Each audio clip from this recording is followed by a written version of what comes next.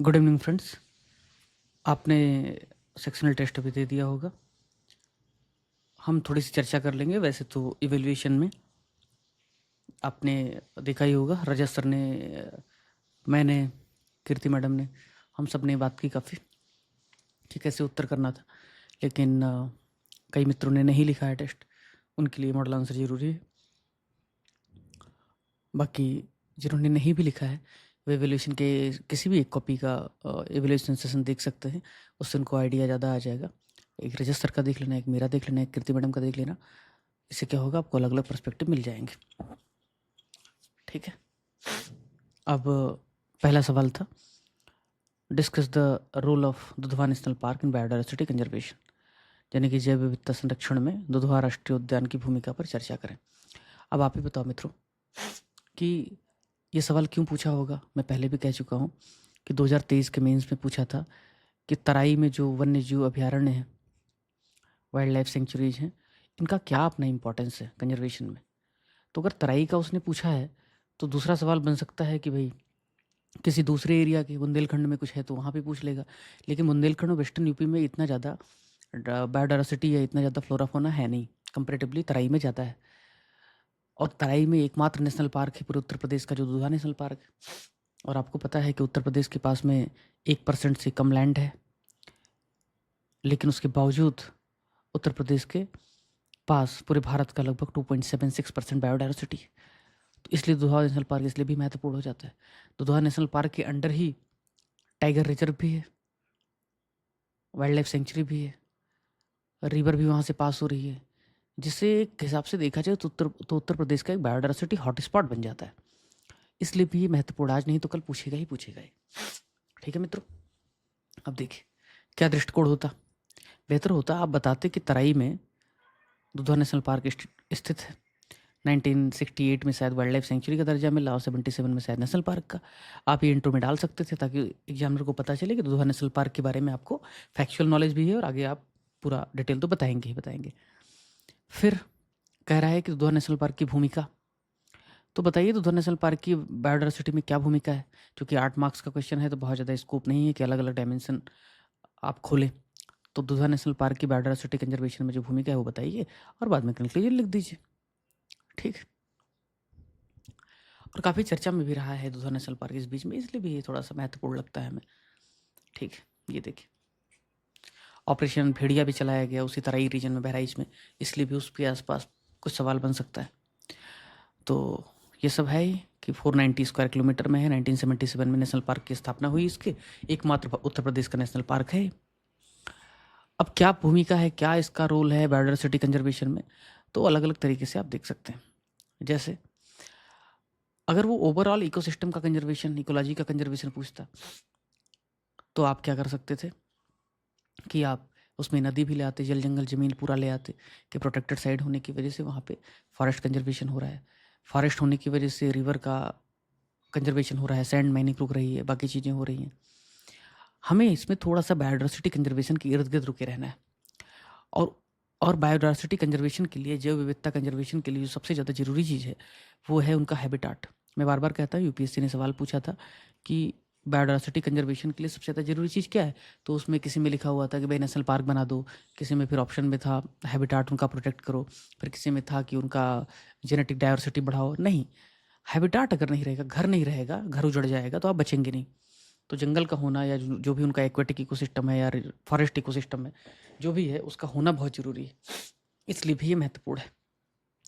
तो national park होने की वजह से, दुधवा नेशनल पार्क होने की वजह से जो उनका हैबिटाट है, यानी जो उनका आवास से रहने की जगह है, वो प्रोटेक्टेड है, वो कंजर्व्ड है। अदरवाइज मुश्किल हो जाती। एक बार जंगल काट के देखो, कुछ नहीं बचेगा वहाँ पे। तो लुप्त प्राय जो प्रजातियां हैं, एंडेंजर्ड जो स्पीसीज हैं, चाहे वो फिर रॉयल बंगाल टाइगर हो, चाहे इंडियन राइनोसोर हो, उन सब का भी कंजर्वेशन होता है क्योंकि जंगल का कंजर्वेशन हो पा रहा है। और नेशनल पार्क इसमें बड़ी भूमिका निभा रहा है क्योंकि आपको पता है वाइल्ड लाइफ प्रोटेक्शन एक्ट 1972 जिसका अमेंडमेंट हुआ है लास्ट ईयर, लास्ट ईयर हुआ है, माफ़ करना, 2022 में शायद हुआ है। तो उस अमेंडमेंट के हिसाब से देखा जाए तो गैंडा है, रॉयल बंगाल टाइगर है, इन सबको टच भी आपने किया तो बहुत ज़्यादा आपको पेनल्टी लगेगा। उसके अलावा जो नेशनल पार्क है उसमें जो मेजर हिस्सा है, स्पेशली जो काफ़ी कोर एरियाज हैं, वहाँ पे कोई एक्टिविटीज़ आप नहीं कर सकते, कुछ भी नहीं कर सकते, माइनर फॉरेस्ट प्रोड्यूस तक आप नहीं लेके जा सकते, वहाँ से इतनी ज़्यादा शक्ति होती है। ठीक है, तो ये सब है बायोडाइवर्सिटी कंजर्वेशन में। जो भूमिका है वो पहला है हैबिटाट की भूमिका, पहला है आवास की उपलब्धता की भूमिका। आवास ही नहीं होता, जंगल ही नहीं होता तो कुछ भी नहीं बचता। फिर दूसरा, वेटलैंड इकोसिस्टम भी इसी नेशनल पार्क के अंदर है। अब आप बताओ, शारदा और घाघरा रिवर उधर से गुजरती है, और इस रिवर के गुजरने की वजह से मित्र वहाँ पे जो फ्रेश वाटर क्रोकोडाइल है, मगर क्रोकोडाइल है, गंगेटिक डॉल्फिन है, इन सब का भी कंजर्वेशन संभव हो पा रहा है। और मैं तुमको एक बात बताता हूँ, सिर्फ वेटलैंड इकोसिस्टम में रहने वाले जानवरों की बात नहीं है, स्पीसीज की बात नहीं है। पूरा जो वेटलैंड इकोसिस्टम है, ओवरऑल जो नदी है, जो रिवर इकोसिस्टम है, उसका भी कंजर्वेशन इसकी वजह से हो रहा है। जहाँ पे फॉरेस्ट ज़्यादा होता है, जहाँ पे जंगल ज़्यादा होता है, वहाँ पे जो वेटलैंड है वो ज़्यादा प्योरीफाइड रहता है, वो ज़्यादा कंजर्व्ड रहता है। आप देखिए, चंबल कम पोल्यूटेड है, घाघरा कम पोल्यूटेड है। इसके पीछे एक बड़ा कारण है कि इनके आसपास फॉरेस्ट बचे हुए हैं। ठीक है, यमुना ख़त्म होती जा रही है, क्यों? क्योंकि पूरा इंडस्ट्रियलाइजेशन हो गया है उसके आसपास। ठीक। तीसरा, जंगल होने की वजह से जो दुधवा नेशनल पार्क है उसमें जो वैरायटी ऑफ स्पीसीज है वो बहुत ज़्यादा है। आपको पता है कि किसी भी स्पीसीज के टिकने की, सर्वाइव करने की, या लॉन्ग लास्टिंग होने की, या उनकी जो पॉपुलेशन है उसके स्टेबल होने के पीछे हैबिटाट एक बड़ा कारण तो है ही, लेकिन अगर बायोलॉजिकली देखा जाए तो जेनेटिक डाइवर्सिटी भी एक बड़ा कारण है। और ये सिर्फ जानवरों में नहीं है, इंसानों में भी है। जेनेटिक डाइवर्सिटी अगर ज़्यादा नहीं होगी तो उस पॉपुलेशन में स्टेबिलिटी नहीं आ पाएगी। एक ही जीन के, एक ही टाइप के अगर सारे लोग हो जाएंगे तो वो बहुत स्टेबल नहीं रहेगी उनकी पॉपुलेशन। तो जेनेटिक डाइवर्सिटी का मतलब ये है अलग अलग प्रकार के जीन, कोई पीला पट्टी वाला बाघ है, कोई लाल पट्टी वाला है, कोई सफ़ेद पट्टी वाला है, मेलानिक वजहों से या बाकी वजहों से उनके जीन चेंज होते रहते हैं। तो जितने ज़्यादा डाइवर्स होंगे, उनके वाइप आउट होने की, या किसी भी क्लाइमेट चेंज की वजह से, या किसी बीमारी की वजह से, जैसे कि गिर के जंगलों में जो एशियाटिक लायन हैं उनको कैनान डिस्टेंपर हो गया था। तो अगर जेनेटिक डाइवर्सिटी रहेगा तो एक टाइप के पर्टिकुलर बाघ अगर मारे भी जाएंगे तो दूसरे टाइप के, दूसरे जीन के टाइप के पर्टिकुलर बाघ बच जाएंगे, वो नहीं मारे जाएंगे। तो जेनेटिक डाइवर्सिटी इसलिए भी संभव हो पा रहा है क्योंकि दुधवा नेशनल पार्क उनको मुहैया कराता है वो आवास, वो हैबिटाट, वो कंजर्वेशन, ताकि वहाँ पे वो डाइवर्सिफाई तरीके से रह सकें। ठीक है, और यहाँ पे घास के मैदान भी हैं, बाकी चीज़ें भी हैं जहाँ पे हिरन वगैरह, बारहसिंगा वगैरह रहते हैं। एक अच्छी बात क्या है दुधवा नेशनल पार्क की, कि ये माइग्रेटरी स्पीसीज जो सेंट्रल एशियन जो फ्लाईवे है, सेंट्रल फ्लाईवे है, उससे होकर के साइबेरियन पक्षी वगैरह आते हैं ठंडी के महीनों में, जब वहाँ पे पानी ख़त्म हो जाता है, बर्फ़ जम जाती है पूरी, तो आकर के उत्तर प्रदेश में आते हैं। कई बार राजस्थान उत्तर प्रदेश के बॉर्डर पे जो केवलादेव या घाना पक्षी अभयारण्य है, रामसर साइड भी है, वहाँ पे जाते हैं। कई बार आपके जो ये है दुधा नेशनल पार्क है, इसमें जो वेटलैंड्स हैं वहाँ पे आकर के और अपने फूड के लिए, अपने शेल्टर के लिए यहाँ पे रहते हैं। तो ये दुधा नेशनल पार्क सिर्फ बंगाल टाइगर को ही आवास नहीं देता है, बल्कि माइग्रेटरी जो बर्ड स्पीसीज हैं, जो चिड़िया हैं, बर्ड्स हैं, उनके लिए भी ये स्वर्ग से कम नहीं है। और किस प्रकार के बर्ड्स हैं? सारस क्रेन वगैरह है, बंगाल फ्लोरिकन है, और बार हेडेड गीज वगैरह है, ये सब। और क्या है, बायोडाइवर्सिटी कंजर्वेशन कोई ऐसी चीज़ नहीं है जो अपने आप होती रहती है। उसको कंजर्व करने के लिए आपको एफर्ट भी करने होते हैं।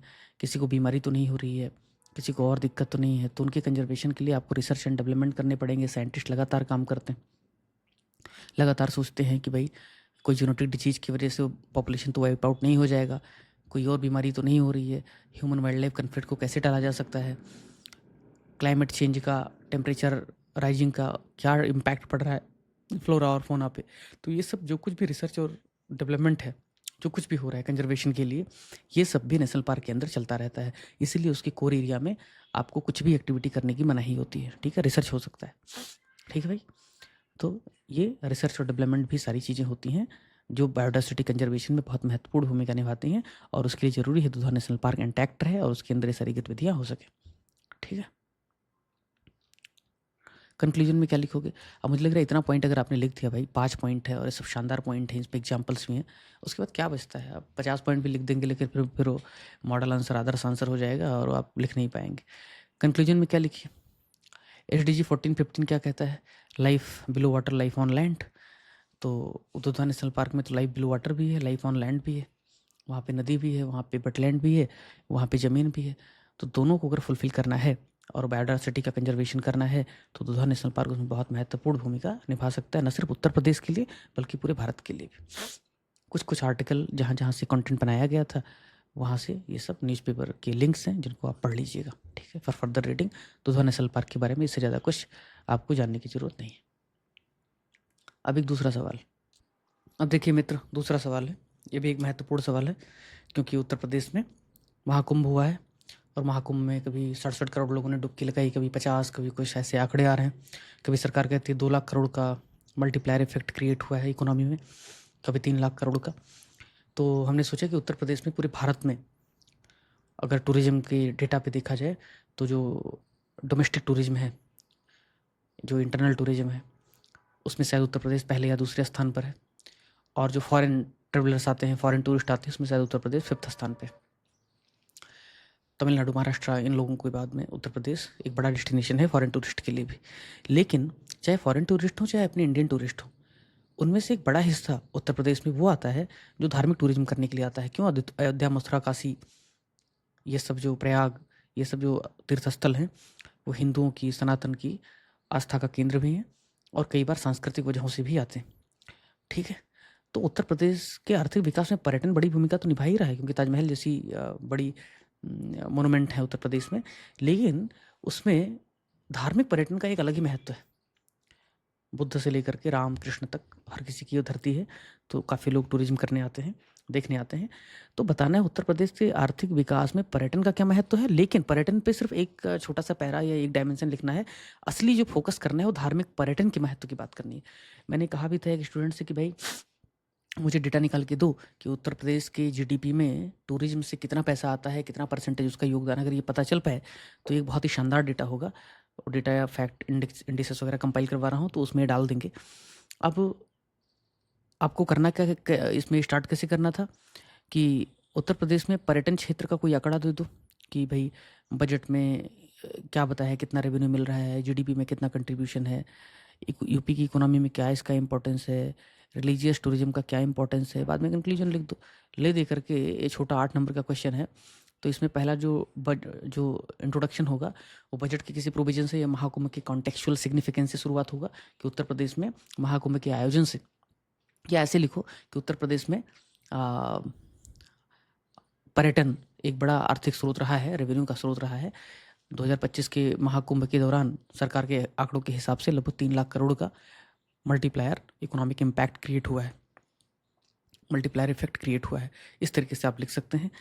और अगर दूसरा डेटा वगैरह आप अलग से डालना चाहें तो लिखिए कि भाई डोमेस्टिक टूरिज्म में उत्तर प्रदेश का ये स्थान है, फॉरेन टूरिज्म में उत्तर प्रदेश का ये स्थान है और उत्तर प्रदेश एक बड़ा महत्वपूर्ण डेस्टिनेशन है टूरिज्म के हिसाब से, विशेषता धार्मिक टूरिज्म के हिसाब से। और फिर आप लिखिए कि रिलीजियस जो टूरिज्म है उससे उत्तर प्रदेश की इकोनॉमी किस तरीके से डराइव होती है और क्या महत्व है उसका। तो मैंने कहा है कि जब भी आप पॉइंट जनरेट करें तो पॉइंट ऐसे अपने आप नहीं आते हैं, स्टेक होल्डर अप्रोच रखें। स्टेक होल्डर अप्रोच कैसे होगा कि धार्मिक पर्यटन से उत्तर प्रदेश की अर्थव्यवस्था में क्या योगदान होगा। तो उत्तर प्रदेश की अर्थव्यवस्था में भाई कौन कौन लोग शामिल हैं। उत्तर प्रदेश की अर्थव्यवस्था में रोजगार मिलेगा, सरकार को टैक्स मिलेगा, जनता को, रेहड़ी वाले को अवसर मिलेगा रोजगार का, जो लोकल प्रोडक्ट्स हैं उनकी बिक्री होगी, जो लोकल रहने वाले लोग हैं उनकी अपनी tourism, hospitality, hotel services, medical facilities, wellness centres, इनकी वजह से उनकी अपनी इनकम होगी। तो ये सब जो कुछ भी लोग हैं इन सबको फ़ायदा होगा, पूरी अर्थव्यवस्था को फ़ायदा होगा। तो निश्चित तौर पे इन सभी स्टेक होल्डर को बना करके आप आंसर लिख सकते हैं। आइए शुरू करें। अब महाकुंभ की वजह से काफ़ी बड़ी सफलता मिली है तो उत्तर प्रदेश अब चाहता है कि भाई रिलीजियस टूरिज्म सर्किट बनारस और प्रयाग के बीच में स्थापित करें, क्योंकि हमने देख ही लिया कि जो लोग प्रयाग आए अधिकतर लोग बनारस और अयोध्या भी गए। तो अगर इस तरीके से हम ट्रायंगल क्रिएट करें, अयोध्या मथुरा, माफ़ करना, अयोध्या प्रयाग और काशी का, तो इस तरीके से डेडिकेटेड कॉरिडोर बनाएं, मल्टी मॉडल कनेक्टिविटी बनाएं कि भाई कोई ट्रेन से उतरा और शानदार हाईवे सुपरवेज हैं जिससे होकर के वो तीनों तीर्थ स्थलों की यात्रा कर सके। अच्छा पैकेज हो, अच्छे उसके लिए इंफ्रास्ट्रक्चर हो, तो लोग क्या करेंगे, इन तीनों जगहों को एक साथ निपटाने की कोशिश करेंगे जिससे इकोनॉमी में और अच्छा प्रभाव पैदा होगा। PM Modi vision made Mahakumbh 2025 a global event. तो अब ये उत्तर प्रदेश में जो धार्मिक स्थल हैं या जो प्रयाग के महाकुंभ जैसे आयोजन हैं, अब ये सिर्फ़ एक सनातन या पारंपरिक उत्सव नहीं रह गए हैं, बल्कि महाकुंभ में जिस तरीके से उसका ग्लोबल स्फीयर में, ग्लोबल एरेना में प्रमोशन हुआ है, इससे ये लगता है कि अब महाकुंभ मानवीय संस्कृति की, मानवता की एक अमूर्त सांस्कृतिक धरोहर है, जैसे कि यूनेस्को ने डिक्लेयर भी किया है। तो उसको देखने के लिए, उसका अनुभव लेने के लिए, आध्यात्मिक अनुभव लेने के लिए हर कोई आना चाहेगा। क्या देसी, क्या विदेशी, क्या हिंदू, क्या दूसरे धर्म का व्यक्ति। तो अब इसको एक मेगा, एक ग्लोबल इवेंट बनाया जा सकता है, तो आने वाले समय में हो सकता है इस पे भी काम हो। ओके, अब कैसे लिखोगे इसको? ये तो उत्तर प्रदेश ने बजट वगैरह में जो दिया है 2025-26 में 400 करोड़ रुपए रिलीजियस टूरिज्म को प्रमोट करने के लिए दिया है, तो ये भी आप इस्तेमाल कर सकते हैं कहीं पे भी। और क्या इकोनॉमिक सिग्निफिकेंस है, आर्थिक महत्व क्या है टूरिज्म का, स्पेशली धार्मिक टूरिज्म का, वो देख लीजिए। स्टेट को रेवेन्यू मिलता है, पैसा मिलता है। लगभग 65 करोड़ से ज़्यादा लोग आए अकेले प्रयाग में, 14 लाख फॉरेन टूरिस्ट आए।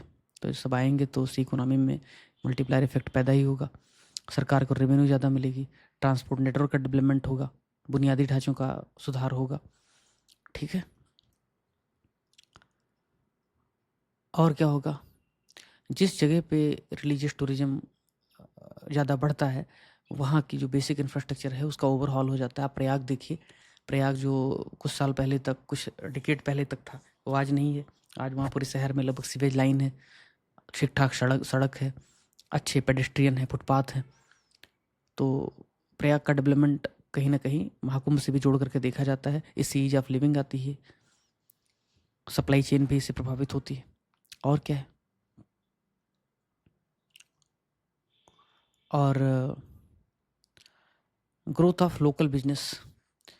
प्रयाग के महाकुंभ में अभी आज ही मैं न्यूज़पेपर पढ़ रहा था कि उत्तर प्रदेश गवर्नमेंट ने कहा है कि केवट लोगों ने, मल्लाहों ने लाखों रुपए, करोड़ों रुपए कमाए हैं सब मिला करके।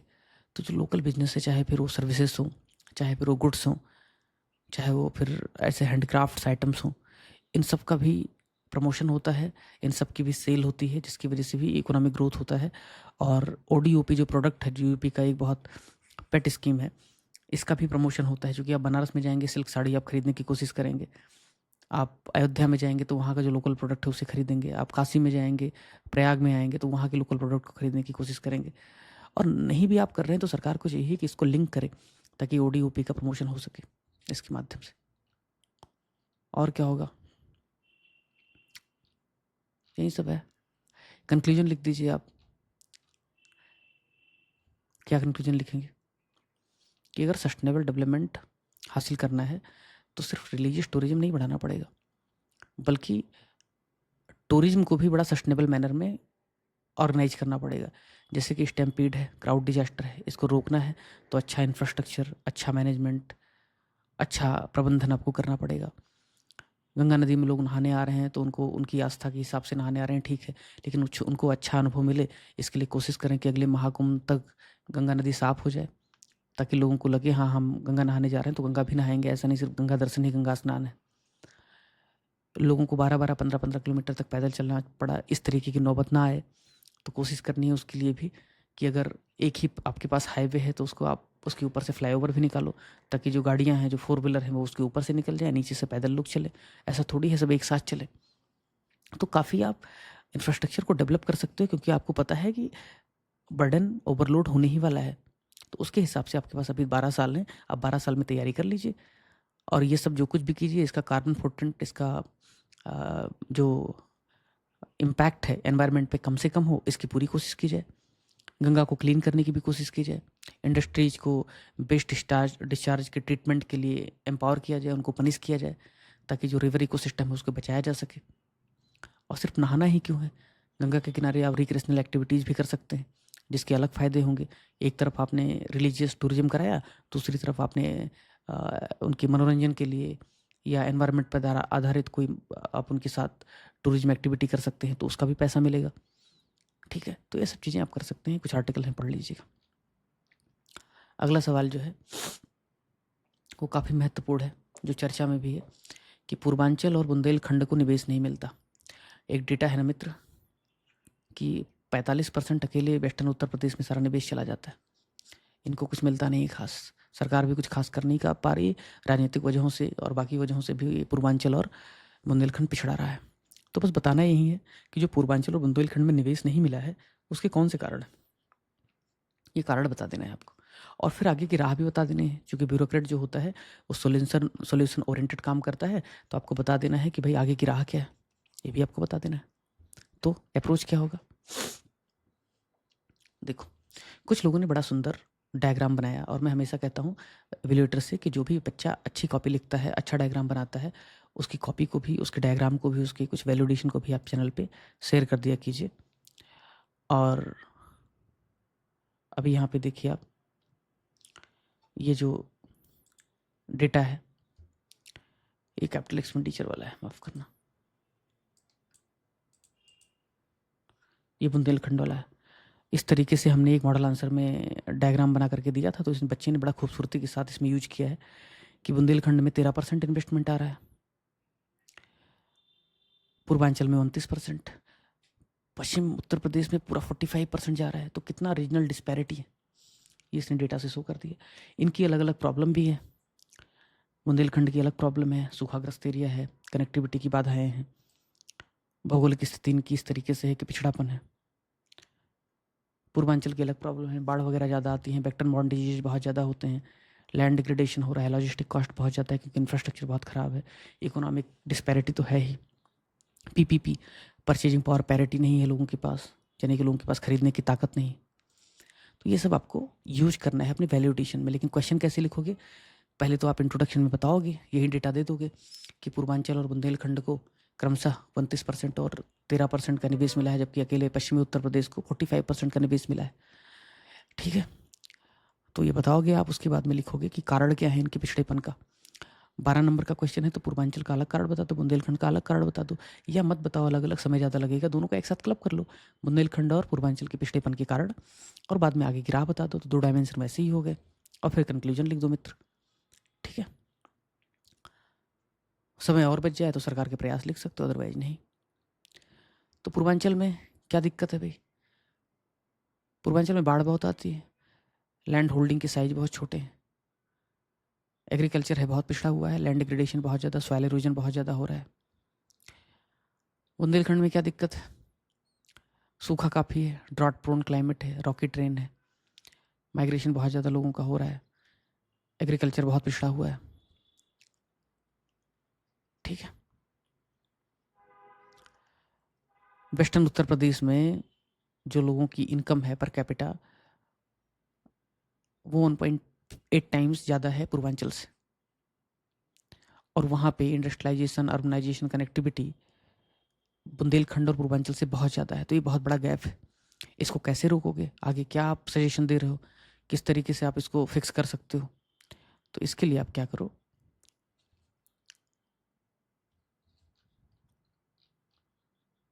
इसके लिए किस लेवल पे काम कर सकते हो, पहले तो इंफ्रास्ट्रक्चर बढ़ाओ। इंफ्रास्ट्रक्चर जैसे पश्चिमी उत्तर प्रदेश में बहुत सारे कोल्ड स्टोरेज हैं, बहुत अच्छे हाईवेज हैं, एक्सप्रेसवेज हैं, पूर्वांचल और बुंदेलखंड में भी लाओ, क्योंकि हमने एक क्वेश्चन दिया था GS3 में कि जो इंफ्रास्ट्रक्चर होते हैं वो इनवाइट करते हैं, वो अट्रैक्ट करते हैं फर्दर इन्वेस्टमेंट। तो अगर आप इंफ्रास्ट्रक्चर बहुत अच्छा कर दोगे, ट्रांसपोर्टेशन नेटवर्क बहुत अच्छा हो जाएगा, मल्टी मॉडल कनेक्टिविटी बहुत अच्छी हो जाएगी, तो क्या होगा, आपकी लॉजिस्टिक कॉस्ट कम होगी, जिससे जो इंडस्ट्रियलिस्ट हैं वहाँ पे इन्वेस्ट करने में अपना इंटरेस्ट दिखाएंगे। ठीक है, बुंदेलखंड के सिर्फ 12% गाँव में ऑल वेदर रोड कनेक्टिविटी है, जबकि वेस्टर्न उत्तर प्रदेश में 34% वर्ल्ड बैंक के हिसाब से। तो ये तो बहुत बुरी बात है। ये डेटा थोड़ा सा पुराना है, वर्ल्ड बैंक ने उसके बाद शायद सर्वे नहीं किया होगा, अभी थोड़ी स्थिति बेहतर हुई है, चूँकि इन गाँव में भी प्रधानमंत्री ग्राम सड़क योजना का और विस्तार हुआ है, लेकिन फिर भी स्थिति काफ़ी ख़राब है वेस्टर्न उत्तर प्रदेश की तुलना में, पूर्वांचल और बुंदेलखंड में। और हाईवेज की ही देख लो, एक्सप्रेस वेज आप देखिए, अधिकतर वेस्टर्न उत्तर प्रदेश में ही बनाए गए थे, अभी पूर्वांचल वगैरह में बनाने की शुरुआत हुई है।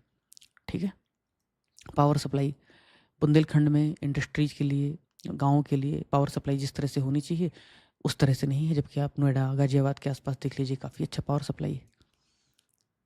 ठीक है, इंडस्ट्रियलाइजेशन पूर्वांचल में अभी बीडा के माध्यम से कोशिश कर रही है, बुंदेलखंड में गीडा के माध्यम से कोशिश हो रही है, ताकि ज़्यादा बेहतर इंडस्ट्रियलाइजेशन हो। लेकिन इसके पहले जो कुछ भी हो रहा था पता लग रहा था न्यू ओखला इंडस्ट्रियल डेवलपमेंट पे काम चल रहा है। पूर्वांचल में कभी कुछ सुनते भी नहीं थे। बेस्ट मैनेजमेंट के लिए तो छोड़ ही दो, गवर्नेंस की भी प्रॉब्लम है। गवर्नेंस की इतनी ज़्यादा प्रॉब्लम है कि पूर्वांचल में माफिया राज, गुंडा राज, एक्सटॉर्शन ये सब था। इसकी वजह से भी इंडस्ट्रियलिस्ट आने से डरते थे। लैंड एक्विजिशन में भी काफ़ी प्रॉब्लम थी। ब्यूरोक्रेटिक अप्रोच जो है, ब्यूरोक्रेटिक इनएफिशिएंसीज जो है वो भी बहुत ज़्यादा है, क्योंकि बाबू लोगों को बैठा दिया है। प्रोफेशनल मैनर में, एफिशिएंट मैनर में काम नहीं होता है। इसकी वजह से कोऑर्डिनेशन भी नहीं होता। अलग अलग डिपार्टमेंट के पास फंड अनयूज्ड रह जाते हैं। करप्शन बहुत ज़्यादा है। ह्यूमन कैपिटल पूरे भारत में सिर्फ 4% लोग ही स्किल्ड हैं। उत्तर प्रदेश में और भी कम है, और पूर्वांचल बुंदेलखंड में तो वो 1% से नीचे मुझे लग रहा है। साक्षरता दर पूर्वांचल और बुंदेलखंड की बाकी उत्तर प्रदेश की तुलना में काफ़ी कम है। ठीक है, नॉलेज इकोनॉमी है नहीं, मार्केट तक पहुंच है नहीं, बैंकिंग इंक्लूजन भी कंपैरेटिवली कम ही है। एमएसएमई पूर्वांचल में उस तेज़ी से बढ़ नहीं रहा है जिस तेज़ी से वेस्टर्न उत्तर प्रदेश में बढ़ रहा है। ठीक है, तो यही सब है। और ये जो प्रॉब्लम है वहीं आप इम्प्रूवमेंट में लिख दीजिए कि भाई ह्यूमन डेवलपमेंट पे आप इन्वेस्टमेंट कीजिए। फाइनेंशियल इन्वेस्टमेंट के लिए इंडस्ट्रियलिस्ट को इन्वेस्टमेंट के लिए उत्साहित करने के लिए उनको इंसेंटिव दीजिए, जैसे परफॉर्मेंस लिंक्ड इंसेंटिव है, प्रोडक्शन लिंक इंसेंटिव है। ऐसे ही आप वहाँ पे कर दीजिए कि अगर आप बुंदेलखंड में या पूर्वांचल में अगर आप फैक्ट्री लगाते हैं तो हम आपको वायबल गैप फंडिंग देंगे। यानी कि 100 रुपये मान लो कॉस्ट है, लेकिन पूर्वांचल में लगाने की वजह से वो 20 रुपये ज़्यादा लग रहा है। वेस्टर्न उत्तर प्रदेश में लगाते तो 100 रुपये लगते, तो सरकार कह दे कि 20 रुपये हमसे ले लो भाई, और आपको हम टैक्स वगैरह में थोड़ी छूट दे देंगे, थोड़ा सा आपको हम ज़्यादा रियायत दे देंगे, सस्ते रेट पे ज़मीन हम आपको एक्विजिशन करके दे देंगे, वायबल गैप फंडिंग करेंगे। हाइब्रिड एनुटी मॉडल के आधार पे क्या कर सकते हैं कि इंफ्रास्ट्रक्चर बना सकते हैं। ठीक है, ये सब करना पड़ेगा। तो इससे क्या होगा, लोग बुंदेलखंड और पूर्वांचल में भी इन्वेस्टमेंट करने के लिए इंस्पायर होंगे। स्पेशल इकोनॉमिक जोन बनाया जा सकता है पूर्वांचल वगैरह में, क्योंकि वहाँ पे जो एग्रीकल्चर है, एग्रेरियन इकोनॉमी है, उसको अच्छे से डेवलप कर सकते हैं। बारिश बहुत होती है, फसलें बहुत होती हैं, लेकिन नीति आयोग कहता है कि पूरे भारत में 92,000 करोड़ की फसलें सड़ जाती हैं हर साल। ICAR वगैरह की रिपोर्ट है। तो उसको रोकना है अगर पूर्वांचल में, तो क्या करो, फूड प्रोसेसिंग को बढ़ावा दो। तो पता चलेगा कि टमाटर ख़राब नहीं होंगे, उनका अच्छा चटनी और सॉस बना दिया जाएगा। अमरूद ख़राब नहीं होंगे, उनकी जैम जेली बना दी जाएगी, एक्सपोर्ट कर दिया जाएगा। ODOP को आपको प्रमोट करना है, ऑर्गेनिक एग्रीकल्चर को भी आप प्रमोट कर सकते हैं पूर्वांचल में। यही सब है।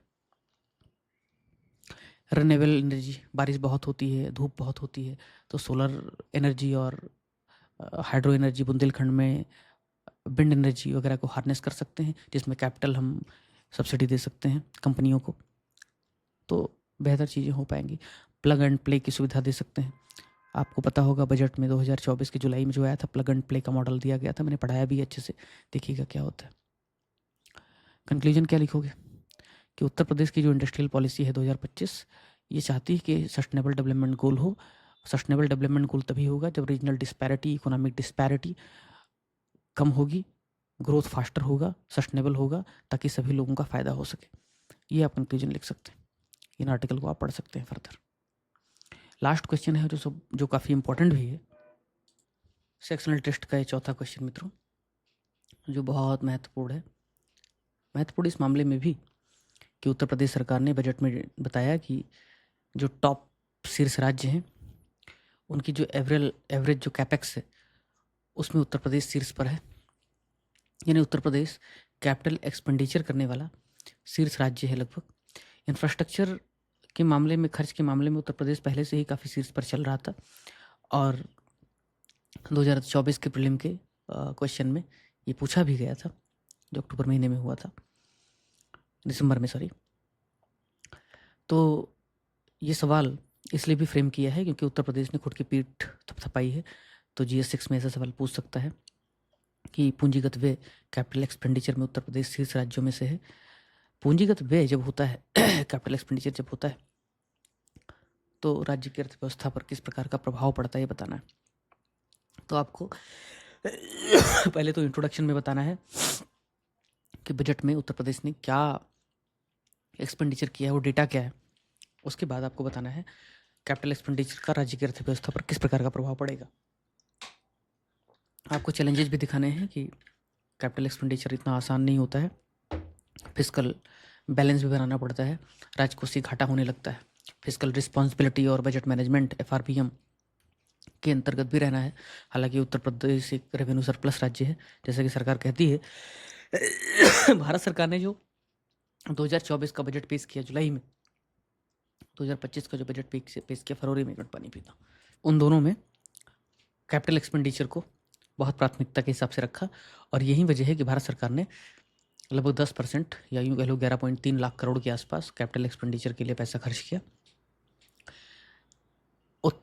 भारत सरकार ने जो लगभग 11 लाख करोड़ कैपिटल एक्सपेंडिचर के लिए खर्च किया, मजे की बात है उत्तर प्रदेश सरकार ने 2.5 लाख करोड़ अकेले खर्च किया। यानी अगर इसका देखा जाए तो 20% भारत सरकार जितना खर्च कर रही है कैपेक्स पे, अकेले उत्तर प्रदेश उसका 20% खर्च कर रहा है, जो कि बहुत अच्छी बात है। एक स्टूडेंट ने बहुत सुंदर डेटा दिखाया था, तो मैं सोच रहा हूँ आपको दिखा देता हूँ मित्र।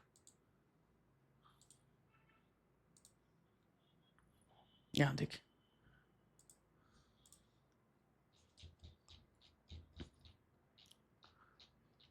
किधर गया, ये देखिए, भारत सरकार 10% खर्च कर रही है, उत्तर प्रदेश सरकार अपने टोटल जो बजट है उसका 20% खर्च कर रहा है। और एक और कंपैरिजन है, उत्तर प्रदेश 3.8%, झारखंड 3.8, मध्य प्रदेश 3.6, बिहार 3.5। उस हिसाब से देखा जाए तो जीडीपी के हिसाब से भारत सरकार तो कम ही खर्च कर रही है, क्योंकि भारत की जीडीपी बड़ी है। लेकिन अगर टोटल कैपेक्स की बात की जाए तो ये बहुत ज़्यादा है, बहुत अच्छा है। तो कैसे लिखेंगे? इंट्रोडक्शन आप डेटा से दीजिए कि उत्तर प्रदेश कितना खर्च कर रहा है, बजट का डेटा बताइए। फिर बताइए कि अर्थव्यवस्था पर जो पूंजीगत व्यय है ज़्यादा, उसका क्या सकारात्मक प्रभाव होता है। लेकिन ये पूंजीगत व्यय करने में बड़ी दिक्कतें होती हैं, उनकी चुनौतियाँ क्या और आगे की राह, ये लिखना है आपको। तो उत्तर प्रदेश ने बजट में काफ़ी खर्च किया। 2024-25 के बजट में 2.3 लाख करोड़, 2025-26 के बजट में 2.5 लाख करोड़ खर्च किया, जो टोटल 20% के आसपास। और उसके बाद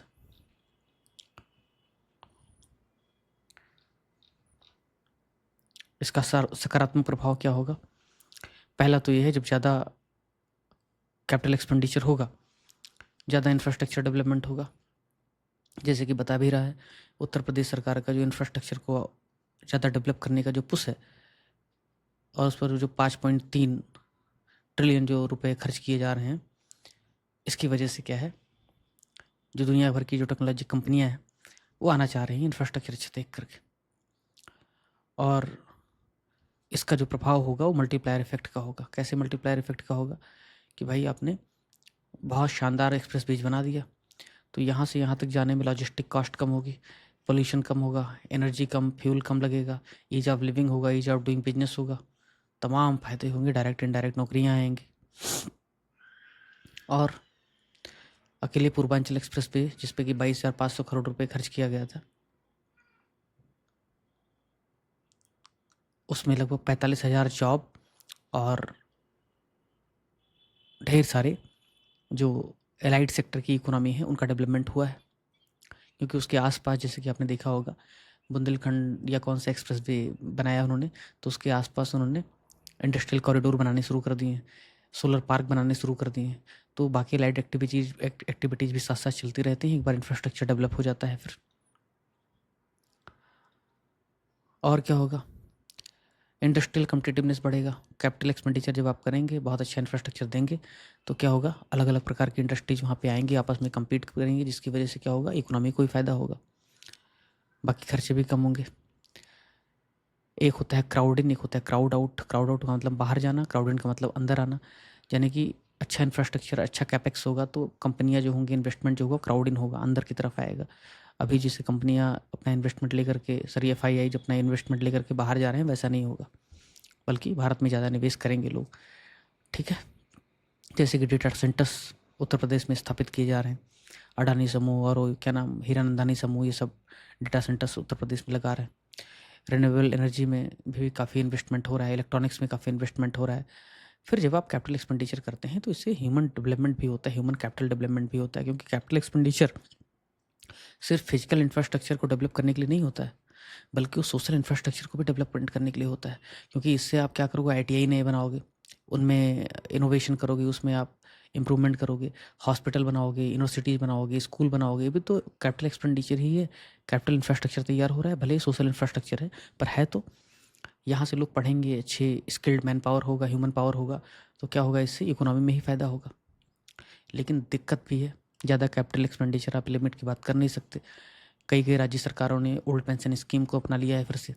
उत्तर प्रदेश में ही काफ़ी पैसा रेवेन्यू एक्सपेंडिचर में चला जाता है, जैसे कि सैलरी पेंशन देने में, जैसे कि जो इंटरेस्ट है, जो ब्याज है लोन लिया है उसको चुकाने में। अच्छी बात है कि भारत सरकार ने उत्तर प्रदेश, बंगाल, बिहार ऐसे राज्यों को बहुत सॉफ्ट लोन 0% इंटरेस्ट पे दे के रखा है। और लगभग अकेले 3-4 राज्य ही मिल करके, उत्तर प्रदेश, बिहार, बंगाल, एक डेटा मैंने आपको दिखाया था कुछ दिन पहले, कुछ 1.4 लाख करोड़ रुपए इन्होंने खर्च किए हैं कैपिटल एक्सपेंडिचर पे, जो बहुत अच्छी बात है। दूसरा प्रॉब्लम होता है कैपिटल एक्सपेंडिचर करने में कि आपको हाईवे और एक्सप्रेस वेज बनाने हैं, लैंड एक्विजिशन ही नहीं हो पा रहा है, देर लग रहा है तो पैसा खर्च ही नहीं होता है। और इसकी वजह से, देरी होने की वजह से 10 साल 15 साल जब बीत जाते हैं फिर होता है तो कॉस्ट बहुत बढ़ जाती है, फिजिकल डिफिसिट बढ़ने लगता है, एफआरबीएम वायलेट होने लगता है। ठीक है, रीजनल इम्बैलेंसेस बहुत हैं, पता लगता है कि नोएडा और गाजियाबाद के आसपास सब कुछ हो रहा है, बुंदेलखंड और पूर्वांचल को कोई पूछता भी नहीं है। तो डिस्पैरिटी जो है, जो इम्बैलेंस्ड ग्रोथ है, वो भी एक चैलेंज बना हुआ है कैपिटल एक्सपेंडिचर का, किसको कितना खर्च करना है, कहाँ देना है। ठीक है, प्राइवेट सेक्टर आता नहीं जनरली कैपिटल एक्सपेंडिचर करने में। अगर 2.5 लाख करोड़ उत्तर प्रदेश सरकार कर रही है, अगर प्राइवेट सेक्टर आया और यहीं अच्छा इन्वेस्टमेंट करें तो उत्तर प्रदेश सरकार को बाकी क्षेत्र में, सोशल सेक्टर में उत्तर प्रदेश सरकार काम कर सकती। लेकिन वो हो नहीं रहा है, क्योंकि प्राइवेट इन्वेस्टर को लगता है कि भाई हमारा इनपुट जो कॉस्ट है वो रिटर्न कभी मिलेगा भी कि नहीं मिलेगा। पॉलिसीज़ बदल जाती हैं कई बार सरकारें बदलने की वजह से। 18 महीने में राज्य कितनी सब्सिडी देगा सोलर सिस्टम के लिए, सोलर एनर्जी के लिए 3-3 बार अमेंडमेंट हो चुका है। तो करो क्या, सलाह क्या है, हाई इम्पैक्ट प्रोजेक्ट जिससे सबसे ज़्यादा प्रभाव पैदा हो सकता है इकोनॉमी पे, लोगों की ज़िंदगी पर, उसको आप करो। जैसे ट्रांसपोर्टेशन है, एनर्जी है, इंडस्ट्रियल डेवलपमेंट है, यहाँ पे सबसे ज़्यादा पैसा लगाओ आप। ठीक है, पीपीपी मॉडल, यानी कि निजी क्षेत्र को भी बोलो कि भाई आओ तुम भी इन्वेस्टमेंट करो। ठीक, प्रोजेक्ट जो है उसका बहुत अच्छे से एग्जीक्यूशन करो। ऐसा नहीं कि 20 साल से प्रोजेक्ट लटका हुआ है तो आप उस पर काम ही कुछ नहीं कर रहे हैं, बैठ गए हैं प्रोजेक्ट पे, फिर कॉस्ट बढ़ रही है। ये सब अगर आप करोगे तो इंफ्रास्ट्रक्चर डेवलपमेंट होगा, कैपिटल एक्सपेंडिचर के सबसे ज़्यादा मल्टीप्लायर इफेक्ट होंगे, इकोनॉमी का फ़ायदा होगा, लोगों की ज़िंदगियाँ बेहतर होंगी, रीजनल डिस्पैरिटी कम होगा, परचेजिंग पावर पैरिटी बढ़ेगी, और उत्तर प्रदेश $1 ट्रिलियन की इकोनॉमी न सिर्फ बनेगा बल्कि डेवलप्ड यूपी बनेगा। तो बुनियादी ढांचे में निवेश भविष्य में निवेश है एक्चुअली। इसकी वजह से आर्थिक परिवर्तन हो सकता है, रोजगार सृजन हो सकता है, बुनियादी ढांचे की विकास की दिशा में एक और महत्वपूर्ण कदम उठा सकते हैं हम। ठीक है, ये सब आप लिख के कर सकते हो। थैंक यू सो मच, इतना ही था। बाकी तो इवैल्यूएशन के दौरान ना मालूम कितने पॉइंट्स डिस्कस किए गए होंगे, आपसे पूछा गया होगा, बताया गया होगा, ये सिर्फ रेफरेंस के लिए। चलिए, मिलते हैं फिर।